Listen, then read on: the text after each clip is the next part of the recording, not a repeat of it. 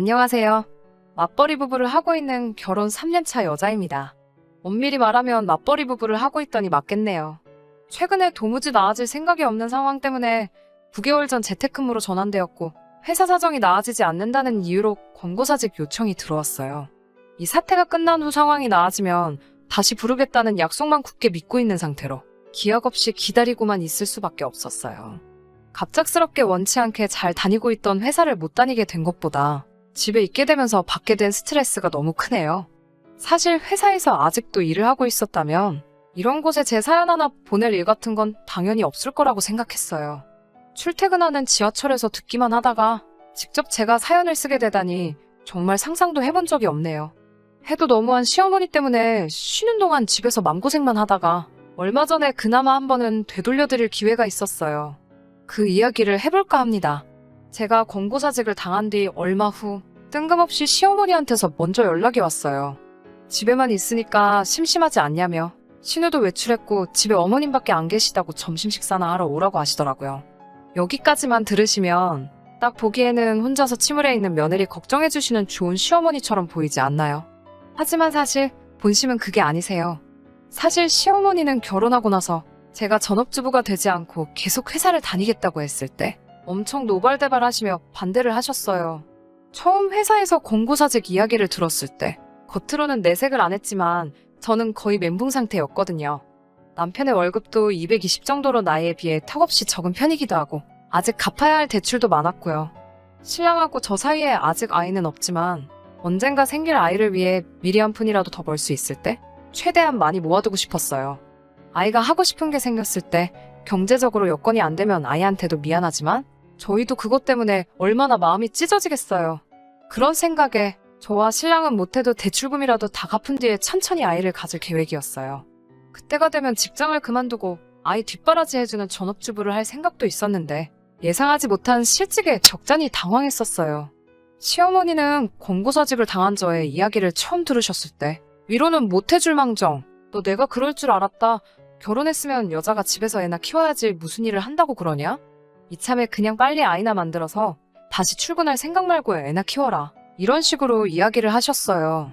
아무튼 그 일이 있고 나서 저한테는 그런 사소한 말들이 큰 상처로 남아 안 그래도 멀게만 느껴졌던 시어머니인데 그런 시어머니가 난데없이 점심 식사를 하자고 부르셨으니 더욱 더 불편하고 가기 싫어졌어요.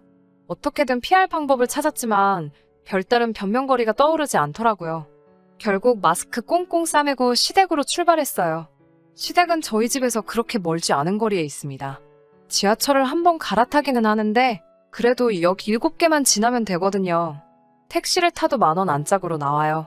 그래도 암만 시어머니가 먼저 부르셨어도 택시비라도 아껴서 배달음식이라도 하나 시켜드리려고 지하철을 타고 갔습니다. 도착하자마자 시어머니는 대뜸 왜 이렇게 빨리 왔냐며 대번에 혹시 택시 타고 온 거냐고 물어보시더라고요. 지하철 탈 때부터 환승하는데도 열차가 빨리 도착해서 그랬다고 대답하니 의심쩍은 눈초리로 저를 쳐다보셨어요. 이미 저를 맞아주셨을 때부터 쌀쌀맞은 표정이셨는데 그렇게 보자마자 기분 나빠하실 거면 뭐하러 부르셨는가 싶더라고요.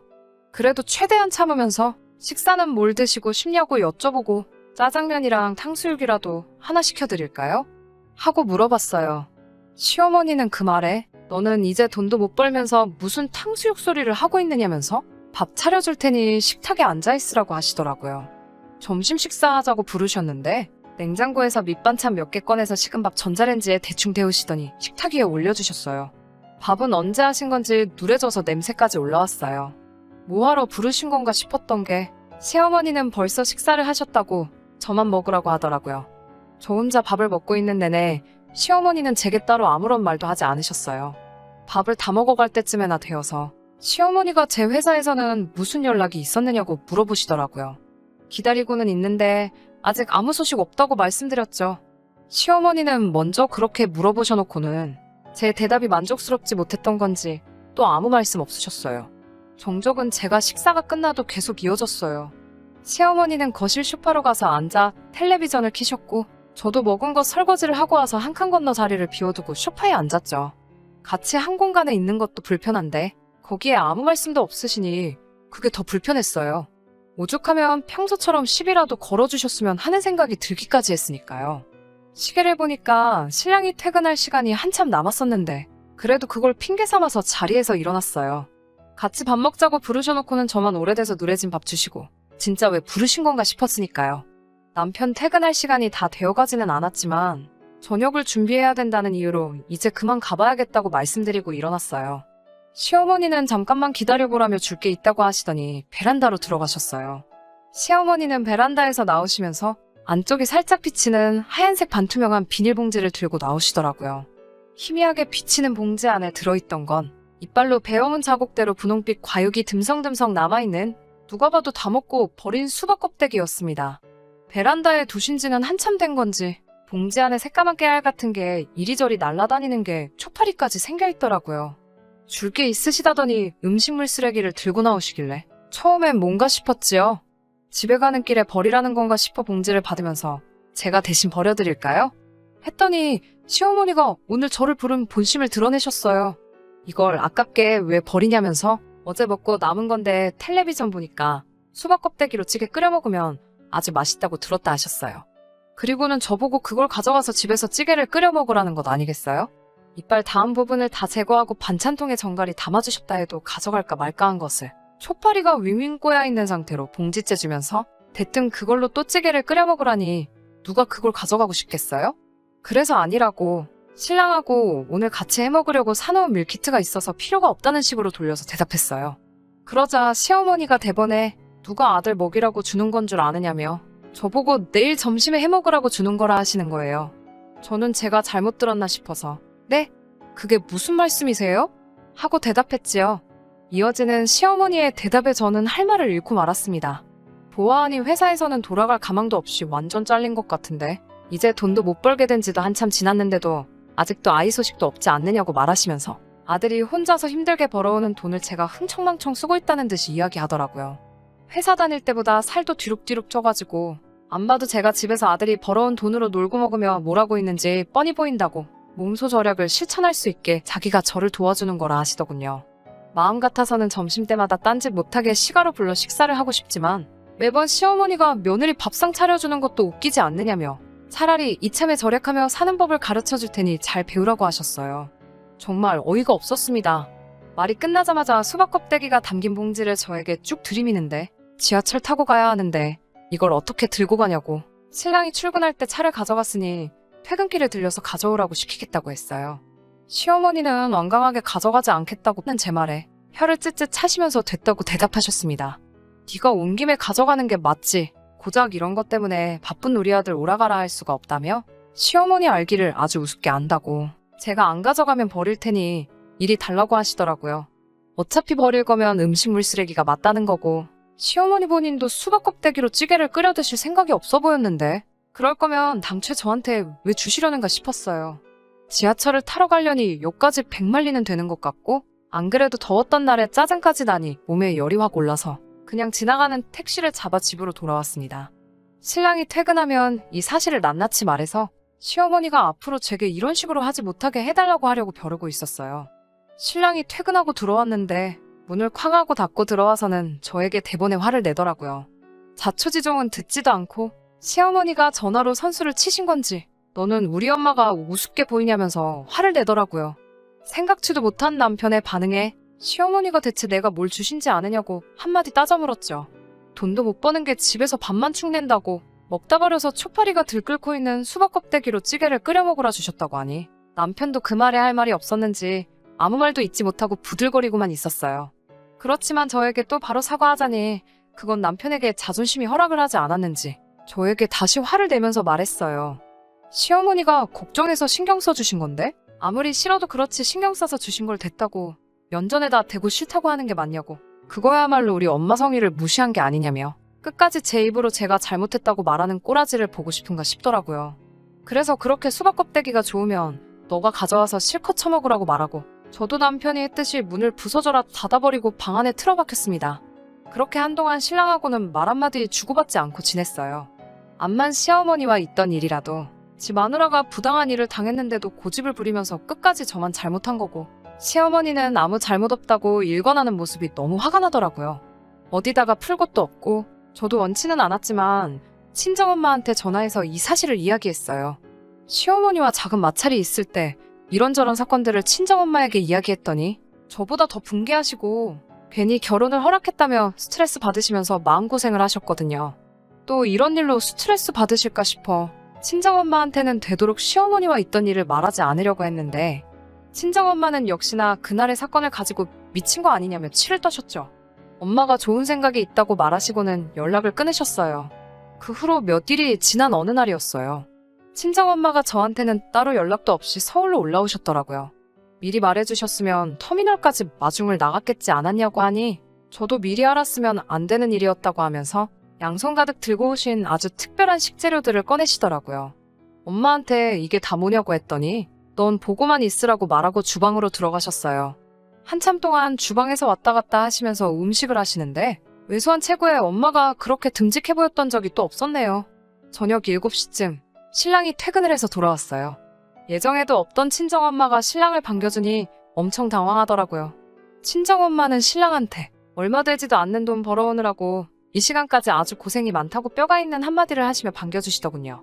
신랑이 당황해서 어버버 거리고 있는데 엄마가 푼돈 버느라 고생하는 우리 사위 맛있는 저녁이나 한번 대접해보려고 솜씨 한번 발휘했다 하셨어요. 식탁에 앉은 남편은 제 눈치만 보면서 안절부절 못하고 있고 엄마는 일단 이걸로 속 좀 따뜻하게 하라고 닭죽을 내왔어요. 신랑이 식탁 위에 올라온 닭죽을 보더니 표정이 서서히 굳는 게 보이더라고요. 엄마가 준비한 첫 번째 스페셜 요리였어요. 그냥 보기에는 평범한 닭죽이지만 거기엔 먹다 남은 치킨뼈가 몇 개씩 꽂혀 있었어요. 물론 닭죽은 따로 정성스레 끓이신 거예요. 그냥 거기에다가 배달시켜 먹고 남은 치킨뼈를 깨끗이 씻어서 죽 위에 하나씩 꽂아 넣으신 거죠. 마치 그걸로 국물을 우려낸 것처럼 보이게 하려고요. 신랑은 그릇을 받고도 숟가락을 뜨고 있질 못하더라고요. 엄마가 그런 신랑을 보고 왜 안 먹느냐고 물어보시고는 아차차 내 정신 좀 봐 하시면서 혹시 지금 짠 반찬이 없어서 못 먹는 거냐고 하셨어요. 그러고선 2가지 반찬을 상위에 올려주셨어요. 신랑이 좋아하는 고추장 멸치볶음과 파김치였어요. 단지 그것도 평소에 해주시던 것과는 다른 모습이었지만요. 멸치볶음은 사실 멸치대가리 볶음이었어요. 멸치 똥 떼면서 따로 모아놓은 멸치대가리만 가지고 따로 해주신 거예요. 손질하신 제대로 된 멸치로도 따로 멸치볶음을 해주셨고 그건 나중에 저희 먹으라고 냉장고에 숨겨서 넣어두셨어요. 파김치는 얼마 전에 친정엄마가 집에서 파김치를 담그고 나서 오늘을 위해 파뿌리만 따로 모아두셨다고 하더라고요. 그걸 오늘 가져오셔서 새로 빨갛게 묻혀놓으신 거예요. 하지만 행여나 먹다가 돌이라도 씹을까봐 제가 보는 앞에서 파뿌리 하나하나씩 정성스레 씻으신 거였어요. 엄마가 할 때 그건 저도 하나 먹어봤는데 생각보다 엄청 맛있더라고요. 표정이 일그러져 음식 한술 못 두고 이러지도 저러지도 못한 채 당황하고 있는 신랑을 보니까 속이 뻥 뚫리더라고요. 어머니는 왜 한 숟가락도 뜨지 않는 거냐며 아직 메인 메뉴가 남았다고 하시고 갈비탕을 올렸습니다. 이것 또한 똑같이 LA 갈비를 사오셔서 살코기 부분만 따로 발라내고 뼈와 뼈에 붙어있는 살만 모아서 따로 끓이신 갈비탕이에요. 고기는 따로 양념을 재워두셔서 냉장고 구석에 숨겨두셨고 모레쯤에 간이 잘 배면 그때 구워 먹으라고 하셨어요. 겉보기에는 진짜 남은 음식으로 만든 것처럼 보여서 그런가? 이건 역시 한술 뜨지도 못하고 어쩔 줄 몰라 하는 신랑을 두고 엄마가 한마디 하셨어요. 육해공이 한 상에 다 올라온 진수성찬인데 어찌 밥을 먹지 않고 있느냐고 물으시면서 혹시 시댁에 계신 부모님 생각에 못 먹고 있느냐고 물어보셨어요. 식탁에 차려놓은 음식을 다시 냄비에 부으시더니 친정엄마는 남편에게 사위가 그렇게 효자인지 몰랐다고 그 벌이로 시댁에 용돈하기도 힘들 텐데 이참에 자기가 한 상 차려놨으니 시댁으로 음식들 싸가지고 가서 같이 먹자고 하셨어요. 그렇게 아무 말도 못하고 있는 신랑 데리고 시댁으로 쳐들어갔습니다. 차 안에서 저보고 도와달라는 식으로 저를 쿡쿡 찔러대는데 저는 일부러 모르는 척 했어요. 시댁에 도착해서 초인종을 누르니 남편은 문 앞에서 안절부절 못하고 있더라고요. 시어머니도 문 열어주고 깜짝 등장한 우리 엄마를 보더니 무슨 일인가 당황하셔서는 돌처럼 굳어 계셨어요.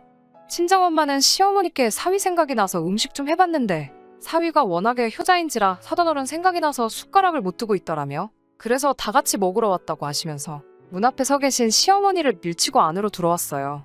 조금씩은 음식들을 다시 데워서 상위에 하나씩 올려주시는데 시어머니고 시아버지고 음식들 비주얼을 보더니 말을 잇지 못하고 이게 뭔가 쳐다만 보고 계시더라고요.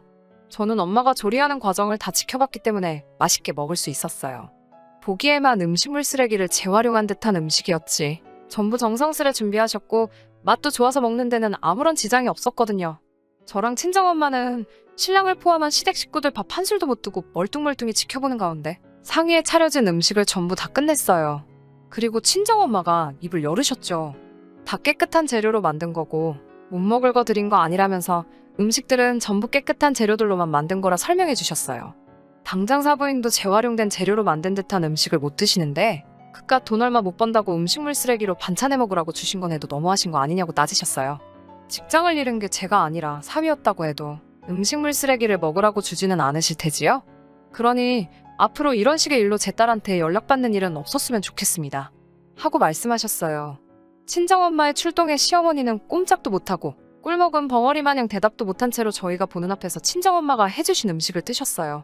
저희가 집에 돌아가는 길에 시어머니께서 저희 엄마를 따로 불러서 죄송하다 사과하시고 저한테도 미안하다고 짧게 한마디 하셨어요.